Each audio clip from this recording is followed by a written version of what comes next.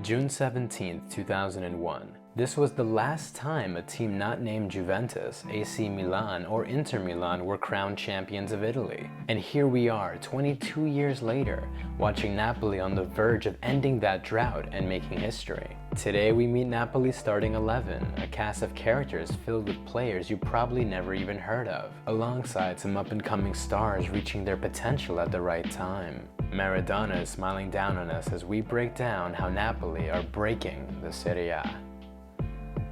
Welcome back, guys. You're watching the Sideline Starters, and my name is Andy, first team all sideline. Do me a favor and hit that like button to help us keep growing, and without further ado, let's get started. So we gotta start with the man that Napoli fans are calling Kvaratskhelia. And I'm sorry to my Georgian friends when I butcher his name, but I'm of course talking about Napoli's breakout star, Kvaratskhelia. Napoli signed him from Georgian club Dinamo Batumi in July for 10 million euros, in hopes that he would replace Lorenzo Insigne on the left wing, their former club captain who left Napoli in the summer to play in the MLS. Kvar has done exactly what he was brought in for and then some. The 21-year-old Georgian has scored a total of 9 goals and racked up a ridiculous 13 assists in 21 games in all competitions. That's a total of 22 goal contributions in 21 appearances, meaning that he's basically averaging a goal or an assist in every game he plays. But his attacking output is impossible to quantify only using goals and assists, so we have to dig deeper.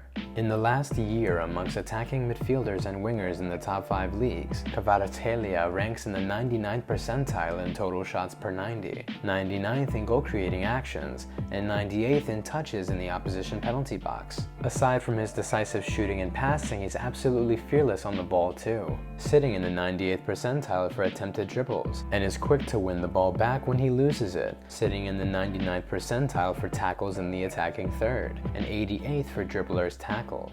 In short, kvaratskhelia is an unrelenting, dangerous handful for defenders who consistently creates and finishes opportunities. We're watching one of the most promising players in the world develop right in front of our eyes. But he's not alone up top, which brings us to his scoring partner. While Kvaratskhelia has been Napoli's breakout star, their main man for the last 2 seasons has been Victor Osimhen. The 24-year-old striker has been at Napoli since 2020, developing his skills as a finisher with the help of his blistering pace and freakish athleticism. In all competitions this season, he's amassed 15 goals and 4 assists in just 20 games so far, as he sits atop the Serie A scoring table, ahead of Ademola Lookman and Lautaro Martinez.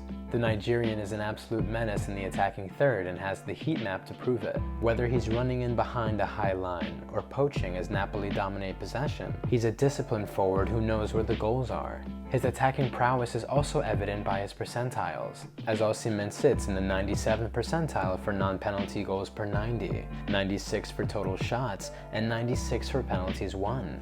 Defenders simply have no answer for his pace and size and resort to fouling him as the only way to stop him. Giovanni Simeone is the backup striker, while Chucky Lozano and Matteo Politano round off an impressive forward line. But as is the case in most elite teams, the forwards are only as good as the service they receive, which brings us to Napoli's midfield. Whether you're as skilled as Xavi, Iniesta, and Busquets, or more industrious like Henderson, Fabinho, or Ronaldo, all successful midfield trios have one thing in common. They're perfectly balanced. Napoli's midfield 3 is no different, and features the likes of silky, attacking-oriented Piotr Zielinski, box-to-box ball recoverer and carrier Andre Frank Zambo Anguissa, and the composed regista Stanislav Lobotka. Zielinski is a nimble Polish midfielder who excels at creating dangerous opportunities in the final third, ranking in the 97th percentile for both goals and assists from midfield per 90. He's easily Napoli's most attacking midfielder as he pesters defenses all game long, ranking in the 99th percentile for shots on target per 90, 98th in goal-creating actions, and 96th in key passes. Zambo Anguissa is given more defensive responsibilities and truly embodies the often misused moniker box-to-box midfielder, as his primary strength is carrying the ball from defense into offense, or from one box to the other. And we can see this from his percentiles amongst midfielders, as he's 94th and 93rd for attempted and completed dribbles per 90, in addition to being 90th in touches in the attacking penalty area. Zambo was signed from Fulham and has undoubtedly brought an uncommon blend of power and skill to Napoli's midfield.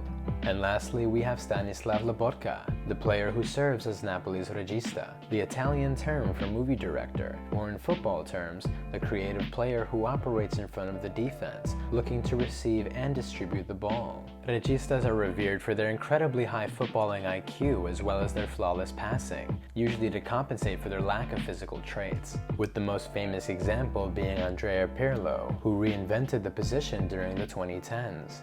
The 5'7" Slovakian looks to follow in Pirlo's footsteps, as Lobotka dominates virtually every passing category amongst midfielders, sitting in the 99th percentile for pass completion percentage, 99th in completed short passes, and 99th in completed long passes. He dictates the tempo of Napoli's possession-based style of play, and when necessary even drops into defense to shield Napoli's back four, which brings us to another one of Spalletti's achievements with this team.